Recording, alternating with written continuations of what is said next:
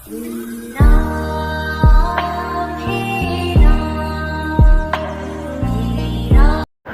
श्री राम दोस्तों, आप देख रहे हैं YouTube चैनल ज्ञान स्टार प्लस।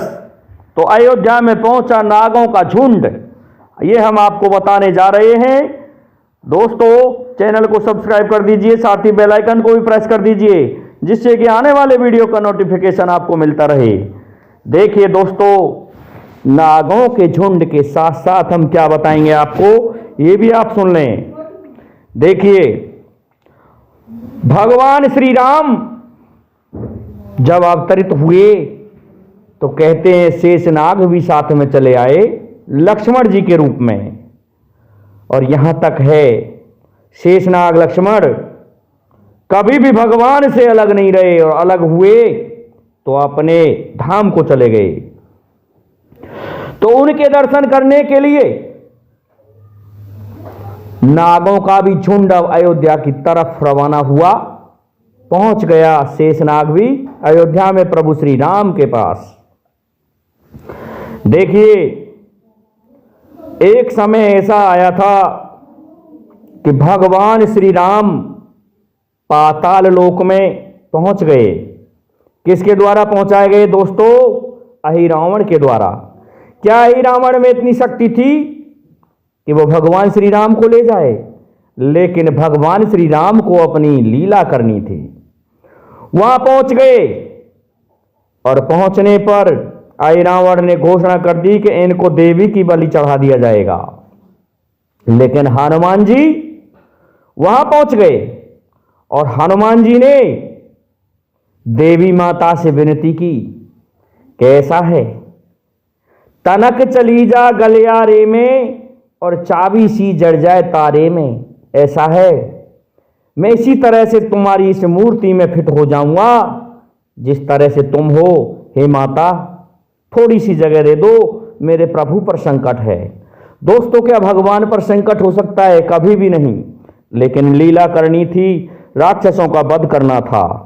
देखिए, प्रभु श्री राम ने जैसे ही कहा कि यदि पवन सुत हनुमान होते तो निश्चित ही वे हमारी सहायता करते।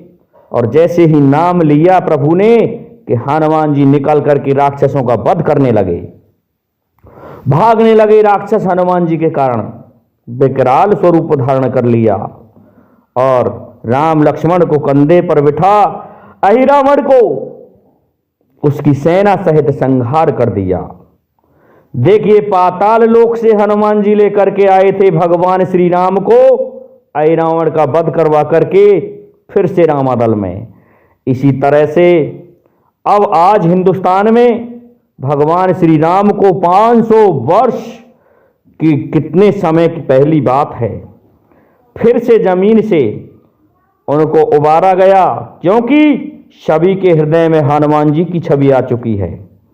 और हनुमान जी की छवि आने से देखिए क्या चमत्कार हुआ है अयोध्या में, कि कभी गरुड़ों का झुंड, कभी गिद्धों का झुंड, कभी नागों का झुंड, कभी गिलहरियों का झुंड। इस तरह से अयोध्या में प्रत्येक दिन चमत्कार हो रहे हैं। 22 तारीख को प्राण प्रतिष्ठा की जाएगी। दोस्तों, आज तारीख 17 हो चुकी है। प्राण प्रतिष्ठा का दिन आज से ही शुरू हो गया है।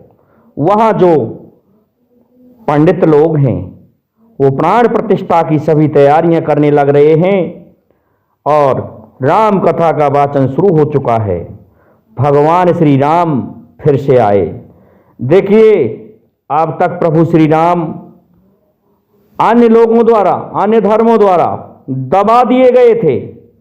यहां तक है कि वो रावण राज था उस समय का, लेकिन राम राज तो होना ही है, इसलिए राम राज्य की कल्पना की जाती है। और बहुत सहयोग मिला प्रभु श्री राम को फिर से स्थापित करने का। अब शेषनाग लक्ष्मण जी जब भगवान श्री राम अपने स्वरूप में आ जाते हैं, श्री हरि विष्णु वाले में, तो लक्ष्मण जी शेषनाग बन जाते हैं, और उनके कारण प्रभु अपने स्वरूप में दिखाई देते हैं। एक छत्र छाया सी कर देते हैं शेषनाग। तो नागों का झुंड भी अयोध्या में पहुंच गया है दोस्तों।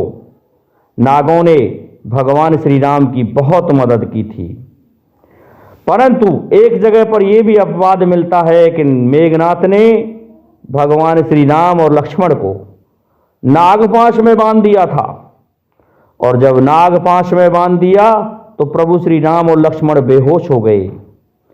लेकिन हनुमान जी वैकुंठ धाम को गए, श्री हरि विष्णु के वाहन गरुड़देव को जगाया, और गरुड़देव को जगा करके लेकर के लाए तो गरुड़ ने नागपाश को काट दिया और प्रभु मुक्त हो गए।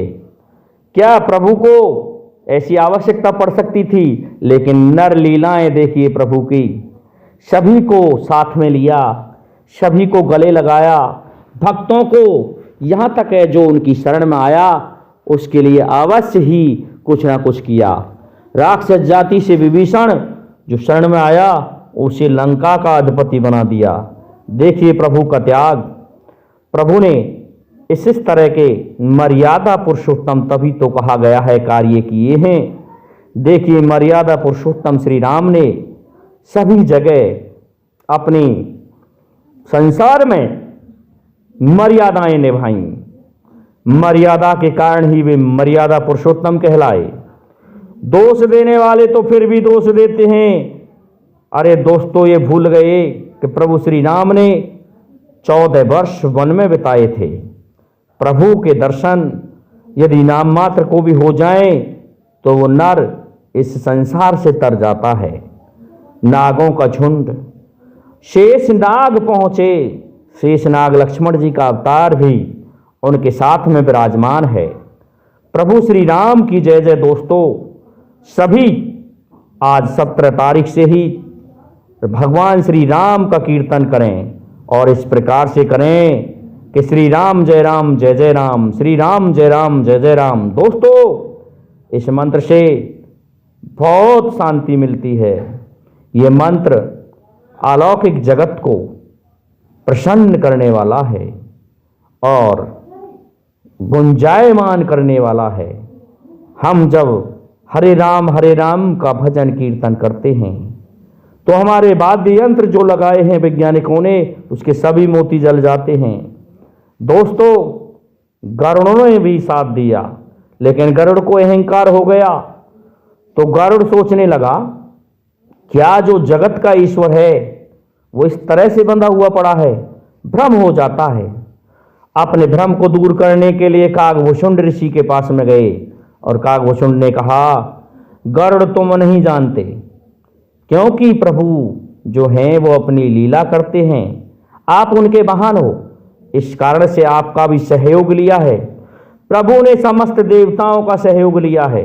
देखिए, वानरों के रूप में, रीछों के रूप में सभी देवता भगवान श्री राम के साथ हैं। सुग्रीव से सूर्यदेव के अंश हैं। बाली इंद्र का अंश था, लेकिन बाली कुरीतियों पर चला, इस कारण से मारा गया उनके हाथों से। और शेषनाग के अवतार स्वयं लक्ष्मण हैं। हनुमान जी स्वयं भगवान महादेव हैं। रीछराज जामवंत जी ब्रह्मा जी के अवतार हैं। इस प्रकार से सभी देवताओं ने यहाँ आकर के वानर कुल में जन्म लिया, क्योंकि प्रभु का साथ देना था। अब गरुड़ जी तुम भरत के रूप में रह गए तो तुमसे भी सहयोग लेना था। इस कारण से तुम्हें सोते हुए निद्रा से जगाया हनुमान जी ने और तुम्हें लेकर के आए। दोस्तों, नाग और गरुड़ों के झुंड अयोध्या में, कितनी अच्छी बात है।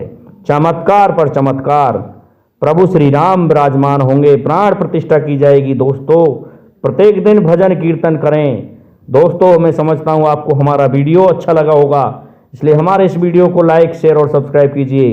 साथ ही बेल आइकन को भी प्रेस कर दीजिए, जिससे कि आने वाले वीडियो का नोटिफिकेशन आपको मिलता रहे। दोस्तों, जय हिंद, जय भारत, जय जय श्री राधे, जय जय श्री राम।